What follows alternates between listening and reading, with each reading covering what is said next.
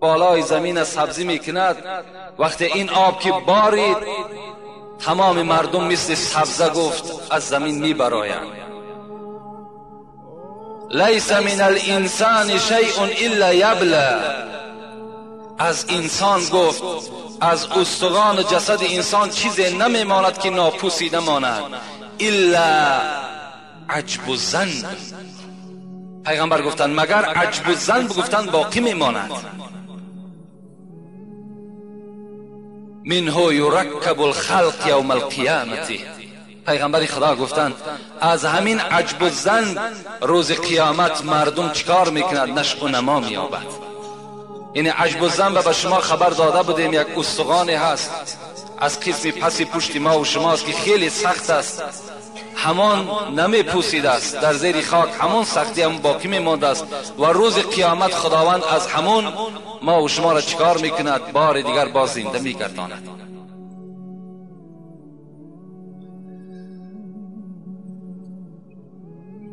و جمعه پیشین به شما آگاه کرده بودیم حدیث پیغمبر خدا را.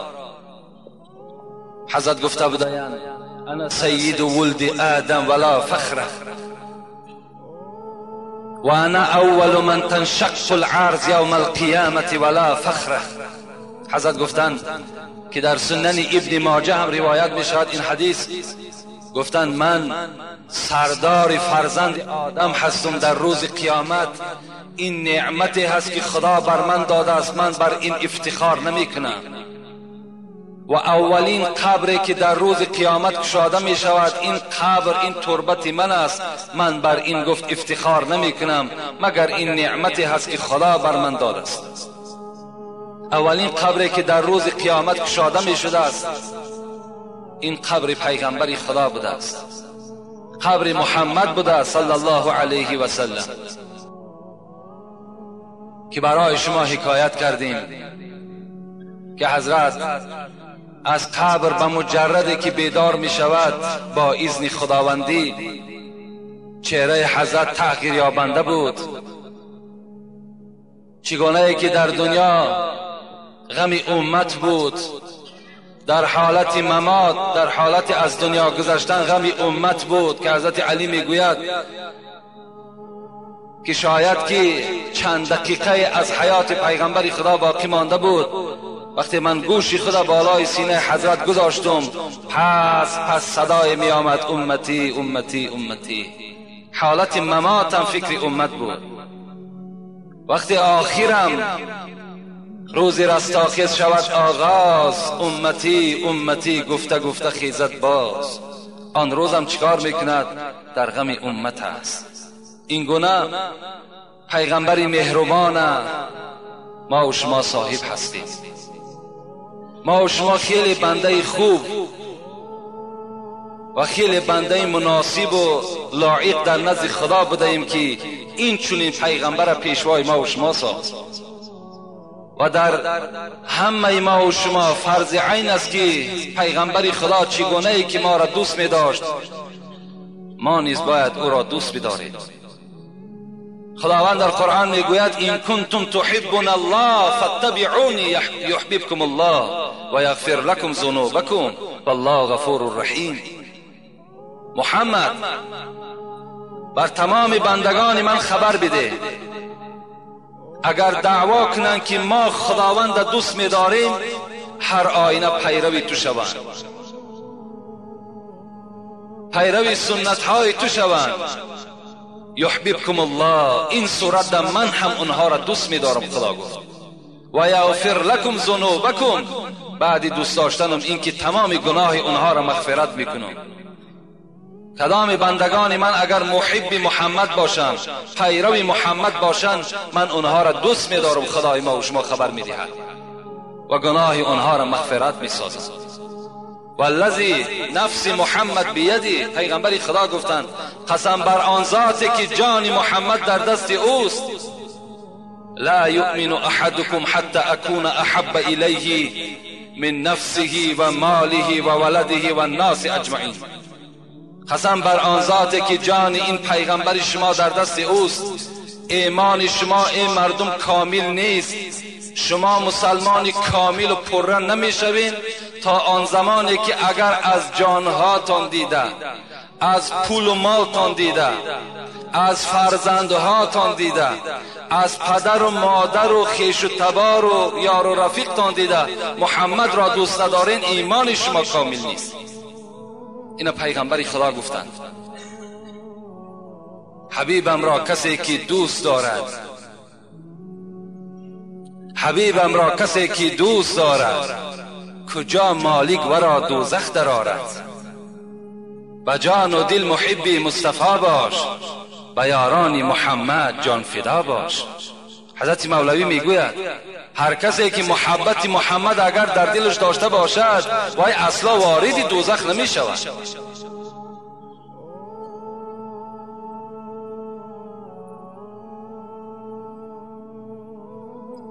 چه نعتی پسندیده گویم تو را، علیک السلام یا نبی السلام. حضرت سعدی هم میگوید چی نعت بگم ای پیغمبری خدا، چگونه من تو را وصف کنم؟ چی وصفت کند سعدی ناتمام، علیک السلام یا نبی السلام. من هر وصفی که کنم عاجز است و وصفی تو را بیان کردن نمیتونم. فقط رحمت و درود خداوند در حق تو ای محمد. عبدالله ابن عمر میگوید باره میگد نزد پیغمبر خدا داخل شدم، نگاه کردم که کتاب مقدس قرآن کشا و تلا قول الله تعالی فی ابراهیم. رسول اکرم میگوید سوره ابراهیم را کشا و مناجات حضرت ابراهیم در حق امتش چگونه بود وی را خوان نگه که حضرت ابراهیم در حق امتش گفته بود است ربی انهن اذللن کثیر من الناس فمن تبعنی فانه منی. پروردگارا در این زمانی که من مبعوث شدم به پیغمبری، امتهای مرا این بتها همه گمراه ساختند. دوره حضرت ابراهیم بسیار بت پرستی بود، به نهایت بتهای زیاده بود که مردم اونها را پرستیش میکردند، اونها را خدا میگفتند، از اونها مدد طلب میکردند. چگونه ای که امروز ما و شما با بعض سنگ و با بعض تومار و با بعض مزارها شفاعت طلب میکنیم، همون زمانها هم از بتها شفاعت طلب میکردند، مدد طلب میکردند. حضرت ابراهیم گفت پروردگارا، گفت کدام اینها که اگر پیرو من شدند همونهاش از من هستند، کدامش پیرو من نشد، پروردگارا تو غفور و رحیم هستی، اختیار به ذات توست. رسول اکرم این مناجات ابراهیم خواندند. بعد از آن مناجات عیسی را خواندند. حضرت عیسی چی گفته بود است؟ این تعذبهم فانهم عبادک و این تغفر لهم فانک انت العزیز الحکیم. پروردگارا اگر این امتهای مرا عذاب دهی، همش بندگان توست، اختیار، و اگر مغفرت چانم که کنی تو توانا هستی، ای ذات پاک، هر گونه معامله‌ای که بر امت من میکنی کردن بگیر. رسول اکرم این مناجات ها را خواندن و عبدالله ابن عمر میگوید فرفع یدیه فقال اللهم امتی امتی. میگه رسول اکرم نگاه کردم، دستی مبارک برداشت، گفت پروردگارا من تمام امت از تو طلب دارم، خواه گناهگار باشد خواه غیر گناهگار، همه‌اش را از تو طلب دارم. فقال الله عز وجل یا جبرائیل اذهب الى محمد و ربک اعلم فسله ما یبکیک. جبرائیل گفت نزد محمد برو و پروردگار محمد میداند که محمد چی میخواهد، لکن از او سوال کن چرا گریه میکند. جبرائیل میگه پیک رحمان در یک حالت نزدیکترین نزد محمد رسید فسأله فأخبره رسول الله صلی الله علیه و سلم بما قال. از محمد پرسان کرد محمد برای چی گریه میکنی؟ پیغمبر خدا برای جبرائیل خبر داد و جبرائیل خبر داد سبب گریه خودش را که گریه من برای امتم هست، خواه گناهگار باشد خواه غیر گناهگار، همش را از درگاه خدا طلب دارم. جبرائیل میگه ناپدید شد. زمان بعد باز آمد و از نام خداوند بر محمد سلام فرستاد و گفت خداوند بر تو میگوید ای محمد این سنرضیک فی امتک ولا نسوک. محمد را بگو که سر خدا از سجده بردارد که من زود است که وی را راضی میگردانم، از امت وی فراموش نمیکنی. این خداوند یک بشارت بر رسول اکرم داد که این بشارت نیکبختی ما و شماست که ما در روز قیامت از امت محمد فراموش نمیکنیم، زود است که محمد را راضی میگردانیم. حضرت دیلمی میگوید که ابن عباس از ابن عباس روایت میکند اتانی جبرائیل فقال یا محمد لولاک ما خلقت الجنه لولاک ما خلقت النار. ابن عساکر باز این روایت چی میگوید؟ لولاک ما خلقت الدنیا. جبرائیل آمد میگد گفت محمد اگر در اراده ما آفریدن تو نمیشد، خلق کردن تو نمیشد، ما جنت را نمی آفریدیم. اگر محمد در اراده ما آفرینش تو نمیشد، ما حتی دوزخ را هم نمی آفریدیم. ابن عساکر میگوید که حتی جبرائیل گفته بود است که محمد اگر تو در آفرینش خداوند نمی بودی، حتی دنیا را هم خدا نمی آفرید. همه خلقی جهان این نوری دیده، خدا از نور احمد آفریده. خدای قادر از قدرت نمایی، از او پیدا نبود این ماسوایی. تمام عرش و کرسی و قلم را، چنین لوحی عظیمی محترم را، بهشت و دوزخ و سبع و فلک را، زمین و آسمان جمعی ملک را، مه و خورشید و کوکبهای تابان، شمال و رعد برق و همچراغان، همه دیو و پری و آدمی زاد، همه وحش و طیور و جمله بنیاد، ز نور احمدی آمد به دنیا. همین از اعتقاد اهل ارشاد. اهل ارشاد اعتقادش همین است که آن چیزی که در دنیاست همش از نور محمد است. همان روزی که در آدم دمی دم بدید اندر قفایش نوری خاتم، بگفتا کیست یا رب در قفایم، نمی سازد جدایی از وفایم. حضرت مولوی میگوید روزی که حضرت آدم خدا آفرید، در پشت و یک چراغ را، یک ستاره درخشان را که این نور محمد بود میگد آفرید. حضرت آدم این روشنی را میگه مشاهده میکرد، پرسید بگفتا کیست یا رب در قفایم، نمی سازد جدایی از وفایم. این کین است که در پس من اینقدر روشنی میکند؟ خدا گفتش نوری مصطفایی، ندارد عمرها از تو جدایی. با تو فرزند با ما او حبیب است، با دردی امت عاصی طبیب است. خداوند گفت ای آدم، گفت این فرزند توست لکن حبیب من است. این پیغمبری هست که زمان نزول میکند، فقط دقتش غمش همش برای امت عاصیش است. بگفت یا رب من بین مای نورش، و چشمی سر ببینم با حضورش. خدا آورد از پس بین ابرو، درخشان چون کواکب شعله او. حضرت میگوید وقتی حضرت آدم که این صفات محمد را شنید، در ذوق آمد گفت خدایا، گفت چی می شود که وی را از پیش بیاری که این چراغ این روشن را با چشمی سر ببینم. خداوند از پس میگه در بین ابروش آورد، مثل چراغ مثل یک ستاره را میگه جرقص میکرد.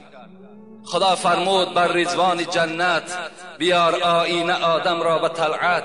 ز جنت داد آینه به آدم، به آن آینه دید اون نور خاتم، که شد او عاشقی نور محمد، درود خوان شد به ارواح محمد. خداوند امر کرد آینه را از جنت بیاریم برای آدم. حضرت میگه در آینه وقتی این ستاره را دید در حق محمد چکار کرد؟ درود خوان شد. خوش به حال همه ما و شما. بریده میگوید که راوی این حدیث است اهل الجنتی 20 و 100 صفا، روز قیامت جنت 120 صف می شود. عددی را خدا می داند هر صف چند آدم دارد. 80 من هذه الامه و 40 من سایر الامم. پیغمبر خدا گفتند 80 صف این جنتی ها از من است، 40 صف این از تمام پیغمبرهای دیگر است. 80 صف جنتی ها از امت محمد صلی الله علیه و سلم است.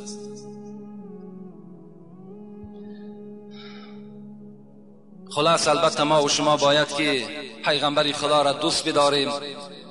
دوست داشتن پیغمبر خدا این پیرو به سنت حضرت است. دوست داشتن او چنگ زدن با سنت های پیغمبر خداست. من پیغمبر خدا را دوست می‌دارم گفته و اگر خلاف سنت او شما عمل کنین این علامت تکذیبی است، این دروغ است، این ما باور نمی‌کنیم. در صورت شما محب محمد شده می توانید که آن چیزی که حضرت گفته است شما پیروی او باشید.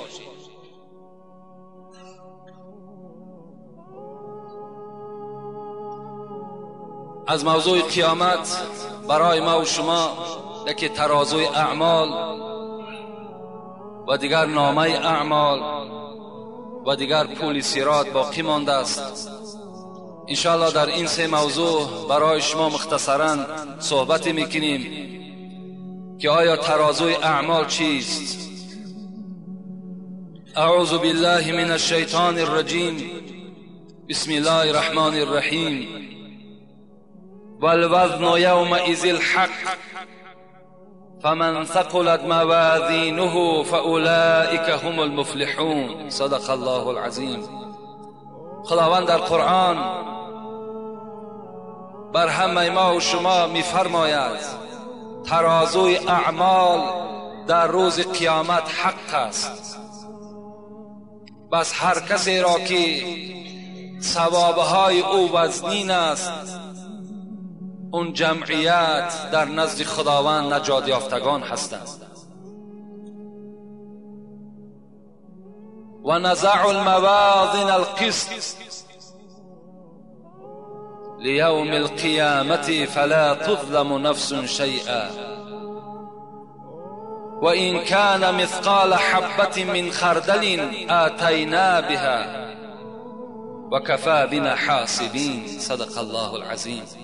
خداوند میگوید روز قیامت ما ترازوی اعمال را در بین میگذاریم.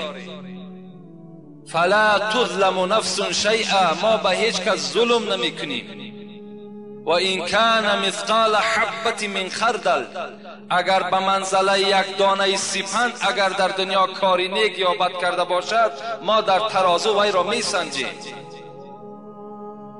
و کفی بنا حاسبین، آن روز حساب کننده ترازو خدا یک و یگانه است. ثوابهایی که در دنیا شما کردین، بدیهایی که شما در دنیا کردین، هیچ کدام این فراموش نمی شود. روز قیامت مفسران بر اینند که ترازو دو پله دارد، چگونه که امروز دو پله ترازو هست و زبانه دارد و تمام مردم وی را به چشم می‌بیند تا که عدالت خداوند در اونجا روشن شود. کردارهای ما و شما را میکشند، وزن میکنند. فما یعمل مثقال ذره خیرا یره و ما یعمل مثقال ذره شرا یره. خدا میگوید البته پاداش کسی که در دنیا به منزله یک ذره یک چنگ که در آسمان میخیزد، کسی اگر به منزله همون نیکی کرده باشد پاداشش نیکی است، اگر به منزله همون یک گرد بدی کرده باشد پاداش بدی میگیرد.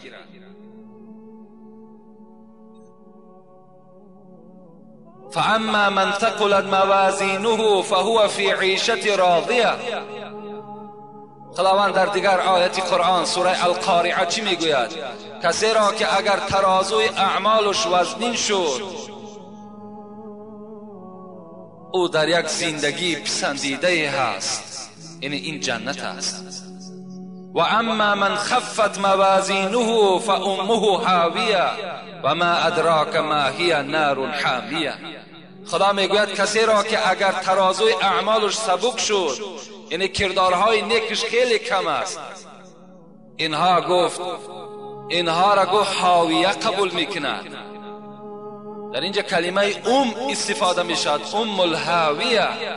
گفته مادر میگویند. مفسران میگویند چگونه ای که مادر طفل خود به سوی خود میکشد، کسانی که در روز قیامت ترازوی اعمالشان سبک میشود، دوزخ وی را مثل مادر میکشد به سوی خودش.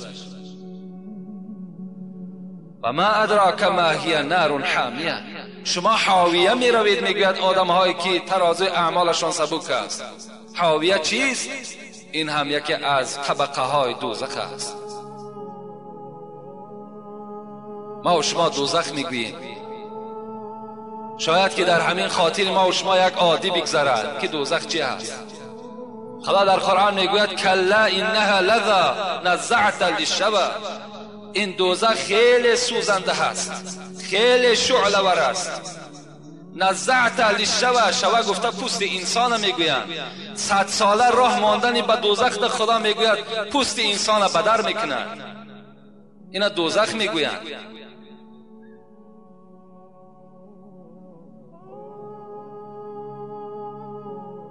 نار بنی آدم التی توقدون، پیغمبر میگوید این آتشی که شما در چکدانهای خود استفاده میکنین، این آتش هایی که برای چای جوشاندن خود استفاده میکنین، پیغمبر خدا چی میگوید؟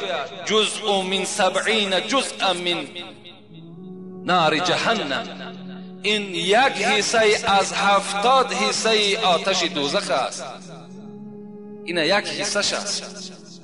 ما و شما در همین آتش دنیا طاقت نداریم. فاعمل المعصیه بقدر صبرك علی النار، پیغمبر گفته است. از این خاطر همون قدر گناهی بکن که قوت سوختنش داشته باشی.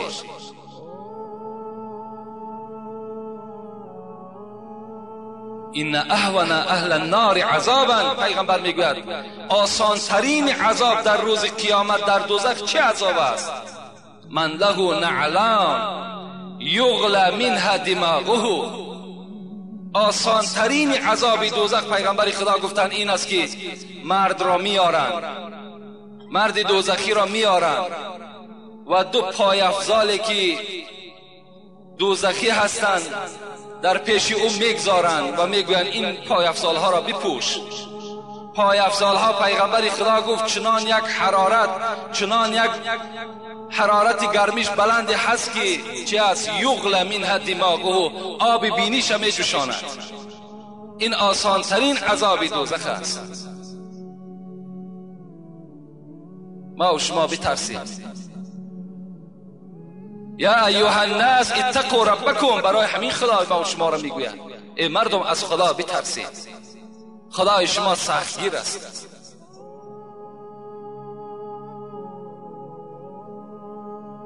شاید بعضی سوال ها کنند که آیا ترازوی اعمال عمل انسان را چه می سنجند؟ مفسران بر این اختلاف نظر دارند. من در یگان حدیث صحیح ندیدم چگونگی ترازو را پیغمبر خدا بیان نکردند، لکن مفسرای قرآن در این اختلاف دارند که عملهای نیک و بد شما در روز قیامت به یک مجسمه تبدیل می‌یابد، یعنی به یک صورت تبدیل می‌یابد، به یک صورت مرد زیبا یا به یک صورت مرد خیلی زیشت، و اونها را خداوند در روی ترازو میگذارد و میکشد. کردارهای نیک ما و شما به صورت یک مرد زیبا میگردد، کردارهای بد ما و شما به صورت یک مرد خیلی زیشت، خیلی صورت شکلش ناخوبه تبدیل میگردد. خداوند اینها را میکشد و برای ما و شما خبر میدهد این عملی نیکت، این عملی بدت است.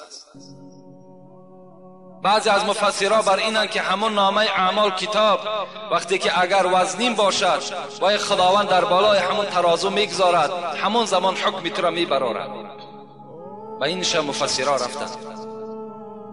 لکن ما و شما یک عقیده باید داشته باشیم. و الوزن یومئذ الحق، خدا گفته است ترازو در روز قیامت حق است و عملهای شما همش کشیده می شود. خدا کند که در او روز این جمعیت ما و شما خندان باشند. خدا کند که در او روز ما و شما خجالت نباشیم. وقتی میگوید بنده ای که اگر در او روز ترازوی اعمالش سبک می شود چی میگوید؟ ای وای بر حال من، کجاست همون مرگی که کاری خودش باز برای من انجام دهد تا که چشمهای من این ترازو را نبینند. چگونه ای که یک ترازو را در دنیا ما و شما اگر کیلوی ما و شما را یگان سوداگر اگر کم میزند و ما را در حالت جنایتش میقپیم خجالت میشود، بنده در روز قیامت همچنان در نزد ترازوی خود خجالت میشود. شما میتوانید به دنیا توانی عقبا خری بخر جان عزیز ورنه حسرت خوری. شما میتونید که در همین دنیا ترازوی اعمالتان وزنی کنید، میتونید ترازوی اعمالتان در همین دنیا وزنی کنین. حضرت میگوید ورنه حسرت خوری. جان من میگوید حسرت میخوری دیگر برای تو فایده ندارد. این ترازوی اعمال است. من مختصرا برای شما اینا را حکایه میکنم. دویم نامه اعمال است. خداوند در سوره تکویر میگوید و اذا الصحف نشرت، ما برای شما در روز قیامت نامه اعمال میدهیم که این را باز خداوند در سوره انبیا هم خیلی روشن گردانیده است. و کل انسان الزمناه طائره فی عنقه و نخرج له یوم القیامة کتابا یلقاه منشورا اقرأ کتابک کفی بک اليوم. خدا در قرآن میگوید روز قیامت وقتی شما زنده میگردید در گردنهای شما نامه های اعمال شما مثل گردنبند واری کشال میستد و او را ما کشاده میگردانیم و میگوییم بخوان کتابت را. آن روز شما این کتاب میخوانید، از کردارهای نیک و بدتان شما خود در آن روز آگاه میشوید. فاما من اوتی کتابه بیمینه فسوف یحاسب حسابا یسیرا و ینقلب الی اهله مسرورا. خداوند در قرآن میگوید وقتی که اگر شما را من نامه اعمالتان را به دست راستتان دادم چی میشود؟ فسوف یحاسب حسابا یسیرا. آسانی تو حساب تو بسیار به آسانی انجام می‌یابد. تو در حالت حساب نجات می‌یابی.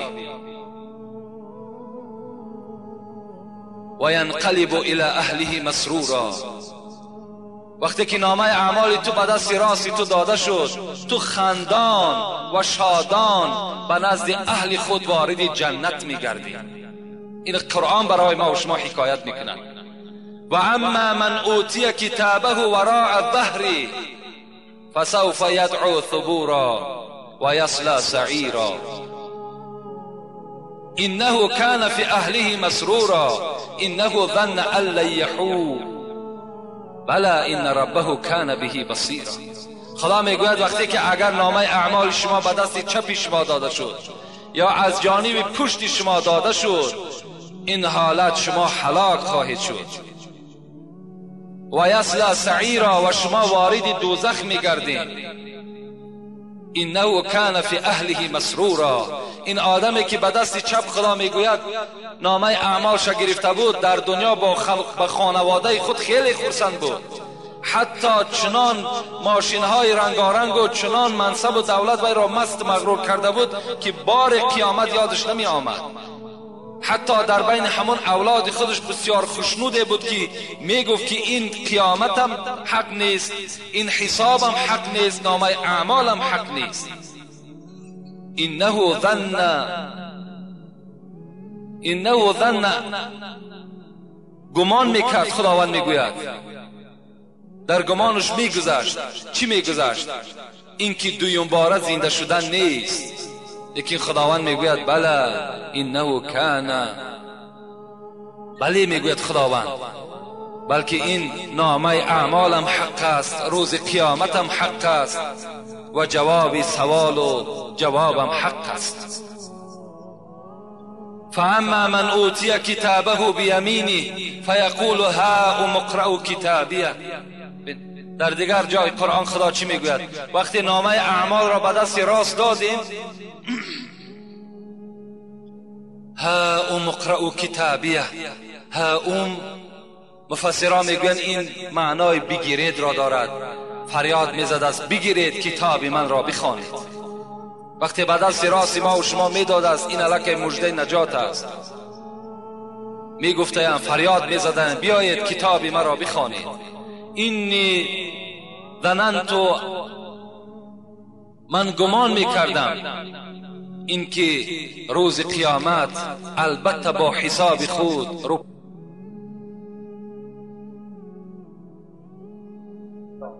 که ما با حساب خود رو پرو شدیم. خداوند بعد نامه اعمال بر او دادن چی میگفته است؟ میگفته است رو میگفته است در جایی که برای تو پسندیده هست، برای تو در آن جایی که تمام نعمت هست، رو از وی استفاده کن. قطوفها دانیه، هر میوه‌ای که انسان میخواهد خداوند جنت را وصف میکند. هر میوه، هر خواهشی که انسان میخواهد، خواه در حالت نشسته باشد، خواه در حالت کج پهلو باشد، خواه در حالت راستا باشد، دست او به اون میوه ها میرسد. قطوفها دانیه کلوا واشربوا حنیئا بما اسلفتم فی الایام الخالیه.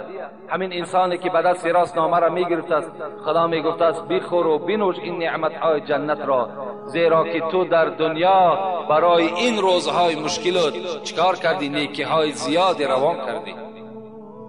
و اما من اوتی کتابه بشماله فیقول یا لیتنی لم اوت کتابیه ولم ادر ما حسابیه یا لیتها کانت القاضیه ما اغنى عنی مالیه هلک عنی سلطانیه. کسی را که اگر به دست چپ نامه اعمال دادیم، خداوند میگوید چی میگوید؟ در حال او داد میزند ای کاش که پروردگارا این کتاب را بر من نمیدادی، ای کاش که من از حساب همین کتاب درکدار نمیشدم. ای مرگ کجا هستی کاری خودت در حق من انجام دهی؟ برای من مال و ملک و آن سلطنتی که داشتم برای من هیچ فایده نکرد. اینها در اونجا چکار میکردن؟ حسرت میخورده. ثعلبی میگوید، از ابن عباس روایت میکند که ابن عباس گفته بود از روز قیامت اولین شخصی که نامه اعمال او به دست راست او داده می شود این عمر ابن الخطاب است. از ابن عباس پرسان کردند ابن عباس وقتی که این عمر ابن الخطاب اولین نامه اعمال را به دست راست که گرفت، پیغمبر خدا گفته بود بعد من افضل ترین مردم ابوبکر صدیق است، ابوبکر در کجاست؟ ابن عباس گفتند هیهات هیهات. وقتی که نامه اعمال در دست عمر که می افتد، ابوبکر بالای دستهای فرشتگان آسان و شتابان وارد جنت شده است. این ابوبکر پیش از عمر وارد جنت گشته است.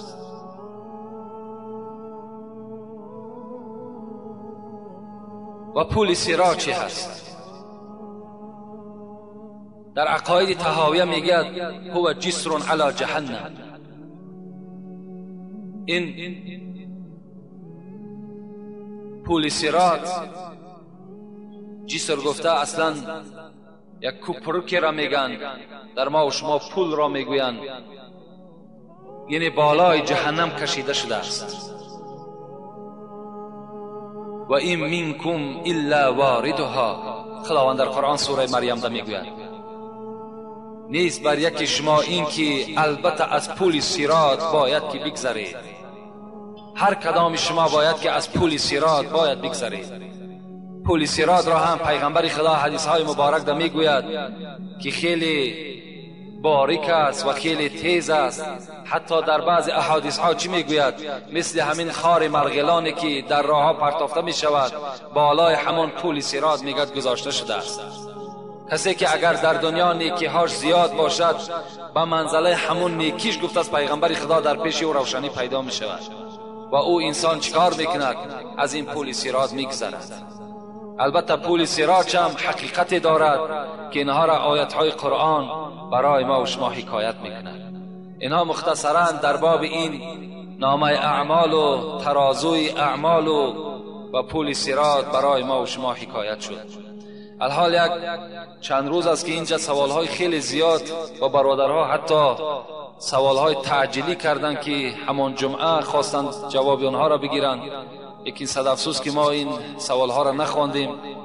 برای همین به همه ما و شما انشاءالله از این 3 جمعه که سپری شد معلوم شد آمدن قیامت، نشانه های قیامت، چگونگی قیامت و باید ما و شما چیکار باشیم. چگونه که پیغمبر خدا گفتند استعید للموت قبل نزول الموت، پیش از آن که مرگ بر بالای شما می آید باید برای مرگ شما تیاری ببینید.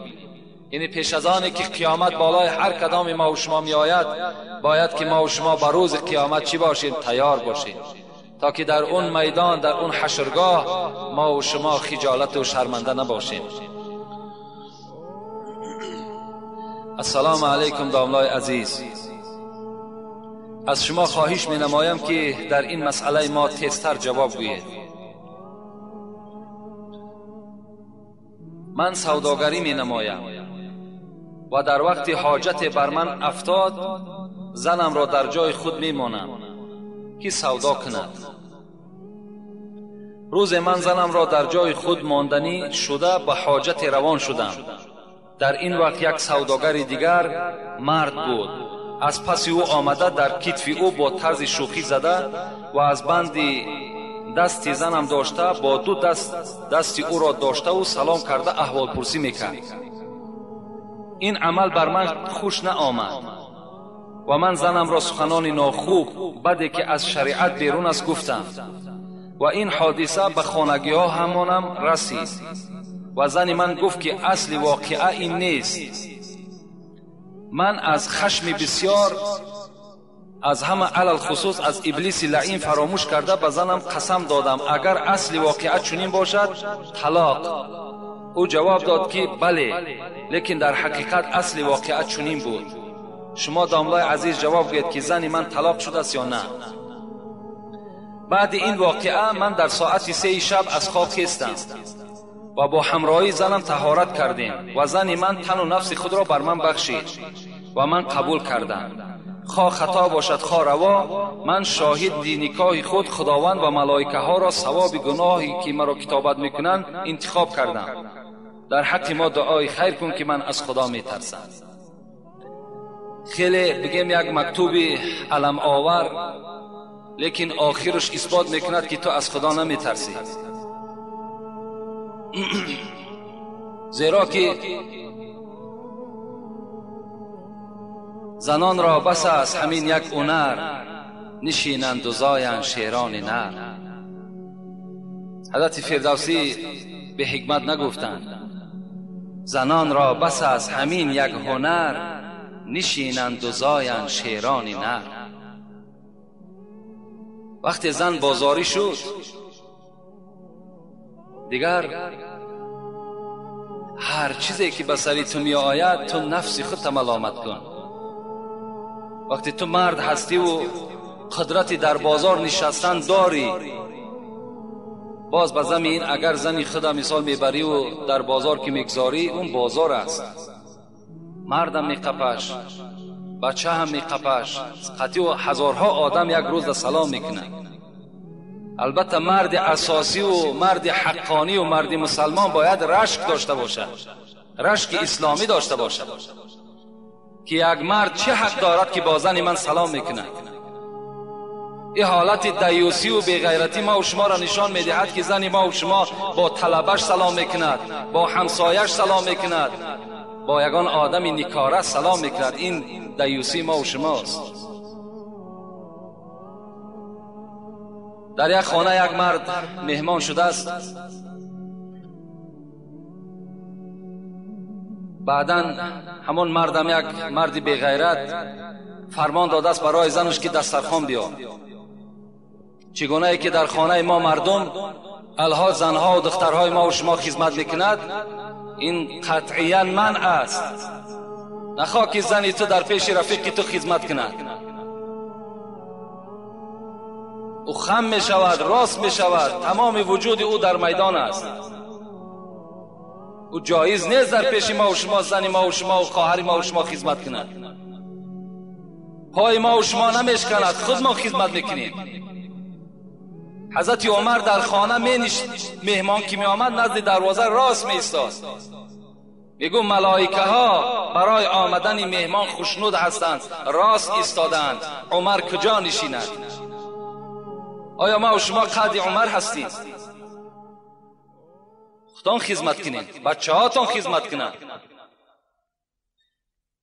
در یک خانه یک مرد میگد وقتی مهمان شده است، زنش خدمت کرده است، بعد این مرد مهمان آدم دیندار بوده است، خواست است که همین صاحب خانه را یک تعلیم دهد. چشمش میگه از زن همون نکن، فقط زن همون را نگاه کن. چای میارد همون را نگاه میکند، پس میراد پسش نگاه میکند، پیش میراد پیشش نگاه میکند. این خاندار خجالت شد، میگه از این مرد مهمان پرسید. مهمان گفت خی باره به سوی دسترخوان نگاه نمیکنی، فقط امی چشمهای تو به سوی زنی من است. این مرد مهمان چی گفتند؟ گفتند مادام که زن تکی آوردی بگذار که تماشاش کنی. اگر نمیفاریدت از تماشای ما، از نگاه کردن ما، خودت خدمت میکردی. مادامی که آوردیش به نزد ما، مرحمت دیگر ما تماشاش میکنیم. و این برادر این حادثه ای که شده است، این فتوا را من فتوای طلاق نمیتونم، لیکن میگومد که طلاق شده است، زیرا که اصل واقعیت چنین باشد و شما شرط گذاشتین که اگر همچنان باشد تو طلاق، اگر واقعه و حادثه همچنانی که الحال حکایت کردی که باشد، اون زن گفته بود است بله اگر اصل واقعیت چنین باشد من طلاق شده است. اینا شما میتونین که در اداره مفتیات رفته چکار کنین؟ فتوا میگیرین. در این حالت نکاح خدا و فرشته ها هیچ وقت شاهد نمیشود. این عقیده ها را از معینه و فکر اختان دور کنین که سنگ میمانند، کلوخ میمانند، دیگر میمانند. میگن اینا چی هستند؟ شاهد هستند. اینا شاهد نمیشوند. در نکاح تا دو مرد شاهد نباشد، نکاح شما نکاح نمیشود. و اگر تا حد امکان شما را اگر چقدر مجبور نسازد زندگی و شما بیمار نباشین، زنهاتون بازاری نکنید. زنها را بگذارین همون کار خانه را انجام دهند. شما مرد هستین بیرون در کار کنین، مهنت کنین، هم زنتون نفقش برسانین، هم فرزنداتون نفقش برسانین. انا این حالت چی است؟ خدا ترسی هست. این صورتش اگر میگفتی من از خدا میترسم، من باور میکردم. السلام علیکم اکه حاجی مرزا، بعضی زنان بعد نماز خواندن جای نماز خود را بوسه میکنند، مگر درست است یا نه؟ اگر چی غلط است، مثال بوسه کردن جای نماز هیچ یگان نه حدیث است، نه آیت است، نه یگان فتوای آمدگی است که ما و شما جای همان سجدگاه خود بوسه کنیم. یا که امروز سنگچه میگردانند در ختم ها، بعد هم سنگچه را مچک میکنند. اینا نیست که اینا تماما ممکن نیست. حتی از همه در قبر نزدیکترین ما و شما پدر و مادر است، فتوای خلاصه میگه قبر بوسه کردنش حرام است. حرام. چگونه که امروز مزارها در سنگها را بوسه میکنن، اینا حرام هستند. شما تمامی حسناتتون از دست میتین، تمامی نیکی های شما نابود میشود. شما به یک عمل شرکانه دست میزنید. این غلط است.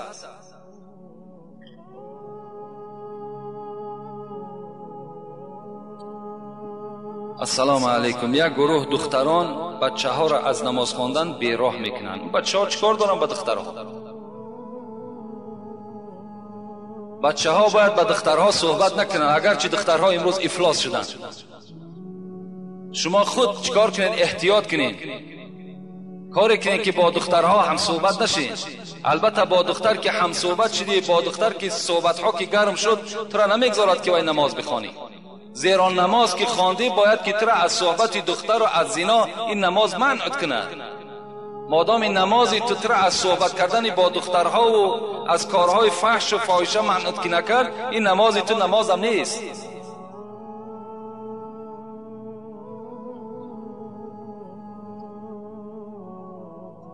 السلام علیکم داملای شیرین سخن. بعد از سلام یک چند سوال دارم. حاجیان حج می روند، بعد از حج آمدنشان توی میکنند، این چی خیل می شود به ما فهمونید؟ دویم، از هوس دندان طلا کردید، بعدم پشیمان شدی، از روی نافهمی بود، و ما میگوید که نان خوردگیتان حلال نیست، این را بر ما فهمانید. یعنی حاجی هایی که مثال توی ها راسته میکنند، امروز چندین حاجی ها را دیدیم که در توی ها عرق میدهند، در توی ها رقاصه میارند، $400 $500 برای همو رقاصه ها جدا میکنند. خیوار به حال همو حاجی یا داملا باشد یا شیخ باشد، کسی نباشد. مادامی که به کاری که ما برای چی الحال گفتم که محبت ما و شما در حالت با پیغمبر خدا ظاهر میگردد، روشن میگردد که ما پیرو محمد باشیم صلی الله علیه و سلم. کسی پیرو پیغمبر خدا می شود باید از این افلاسی ها دور باشد. حاجی که عرق داد، حاجی که رقاصه آورد، حاجگیش هم بیچاره ثوابش گم می شود، مرتبه حاجگیش هم دیگر از بین می رود و فردای قیامت از روی این قدر آیت حدیث هایی که الحال می خوانیم خدا داناست که وای در صف حاجی ها هست یا نه، ایره خدا داناست. خیلی حالش مشکل است. باید حاجی ها و داملا ها و اینها چی باشند؟ اینا یک مثال در بین مردم باشند، اینا نمونه باشند، مردم از اینها باید عبرت بگیرند. وقتی دختری داملا باشد یا شیخ یا حاجی اگر در بین برابر مثال رقص بازی کرد یا سرشلوچ کرد، ترک سطر کرد، پس دیگر مردمی عادی را ما چی گونه نصیحت کنیم؟ اگر از هوس کسی که دندان طلا میکند، دندان طلا از هوس کردن حرام است. کسی دندان طلا دارد نان خوردگیش حرام نمیگیم، لیکن در نمازش در عبادتهاش همین عملش چی می شود؟ خلل پذیر است. باید که دندانهای طلا را از دهن جدا کند بگیرد، علاج ندارد. از هوس باشد، از زیبایی باشد، هیچ وقت به دندان طلا شما چکار نکنین، کوشش نکنین، هوس نکنین. دندان طلا در صورت رخصت است که اگر ضرورت باشد، ضرورت باشد میلش، لکن ضرورت نباشد برای هوس و برای زیباگیش این حرام است. اسلام این رخصت نمیدهد. پیغمبر خدا را حدیثش چندین بارها با شما گفته گذاشتیم که حتی چله طلا را در دست یک جوان دید، حضرت از دست او گرفت، چیکار کرد؟ پرتافت در زمین، پرتافتش. وقتی اطرافش جوانها رفیقاش گفتن که پیغمبر رفت بگیر استفاده کن، این جوان که جوانی ایمانش که مکمل بود چه گفت؟ آن چیزی را که پیغمبر در زمین پرتافته است من او را دیگر بار دیگر نمی بردارم. یعنی چله داختن هم حرام است، گردن بند داختن هم حرام است، ساعت طلا هم حرام است، روچکه طلا هم حرام است. چیزی که طلا باشد برای مرد حرام است. ما و شما حق نداریم که اینها را استفاده کنیم. اینا در عبادتهای شما خلل میرساند و این نشانه مردی شما هم نیست. پول دارین، مال دارین، امروز مسلمان ها محتاج هستند، امروز طالب علم ها احتیاج کتاب دارند، امروز مسجد ها ناتمامند، مرحمت در اینجا یاردم کن. انا نشانه مردی. و آخر دعوانا ان الحمد لله رب العالمین. پروردگارا ثواب و ثمره این موعظه های شده را در نامه اعمالی همه این بندگانت خدایا کتابت بفرمایی. خدایا هر مراد و مطلوبی که دارند با فضل و کرم خودت برآورده خیر بگردانی. خدایا ما را و فرزندهای ما را برای راست، برای اهدنا صراط المستقیم هدایت بفرمایی. اللهم اعین علی ذکرک و شکرک و حسن عبادتک برحمتک یا ارحم الراحمین. انشاءالله جمعه آینده خیلی سوالهای زیاد در نزد ما هست، جوابهای این برادرها را میگردانیم. بعدا خدا خواسته باشد باز به یگان موضوع برای شما اعلان میکنیم.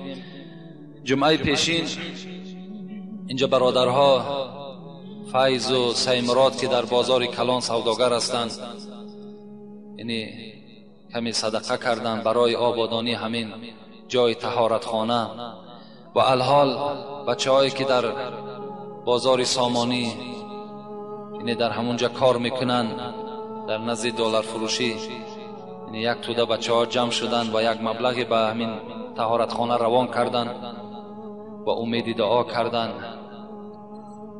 باز این قومی بود است که در اینجا سوم روان کردن 100 سامانی دیگر و یک روز دیگر یک اتوبوس هم همین تا گذاشتن 40 سامانی دیگر در دست ما دادن در حق همین مسجد برای آبادانی. گفته دعا کنید. دستی بار خیلی خشنود میشیم از اون برادرهایی که یعنی جای خراجات پول خچانه میدونن. این یک جایی هست که انشاءالله ما و شما از بین میگذریم، لکن البته این با ما و شما میماند. ثوابش تا وقتی که این عمارت، تا وقتی این طهارتخانه هست، کسی در اونجا طهارت میکند ثوابش به ما و شما میرسد. در روز قیامت نامه اعمال میگد وقتی انسان میمیرد از دنیا میگذرد نامه اعمالش پوشیده میشود، مگر کسانی که در دنیا اگر این چنین حالتها در خیر احسان کردن نامه اعمال اینها تا روز قیامت کشاده است، ثواب این میرسد. خوش به حال همه او برادرهایی که امروز دستگیری میکنن، یاردم میکنن. اگر چنده که امروز خیلی کارم رفته ایستاده است، لیکن مسئله ساختمانی هم قیمت است، ارزشش قیمت است. بازی ساختمان کردن هم خیلی کار مشکل است، لیکن به هر حال انشاءالله ما تکیه کردگی به خدای خود هستیم. انشاءالله همه مشکلات آسان میگردن. پروردگار این برادرهایی که خیر احسان کردن عمر دراز و تن صحت و خاطر جمع و خدایا دولت و سهولت چون باز هم زیاده بگردانی. هر مراد و مطلوبی که دارن خدایا مراد و مطلوب هاشون حاصل بگردانی. گذشتگانشون خدایا رحمت و مغفرت بگردانی. بیماری هاشون خدایا شفای کامل و شفای عاجل نصیب بگردانی. ربنا آتنا فی الدنیا حسنه و فی الاخره حسنه و قنا عذاب النار برحمتک یا ارحم الراحمین. الله اکبر، الله اکبر، الله اکبر، الله اکبر. اشهد ان لا اله الا الله،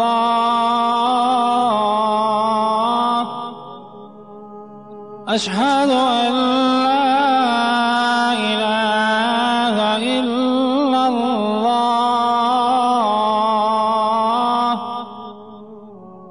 اشهد ان محمد رسول الله،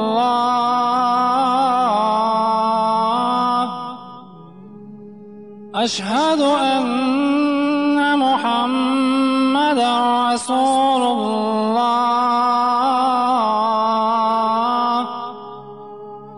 حي على الصلاة، حي على الصلاة،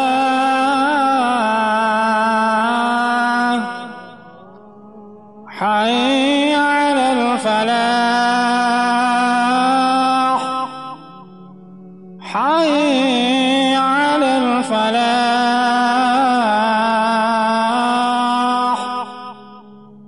الله أكبر، الله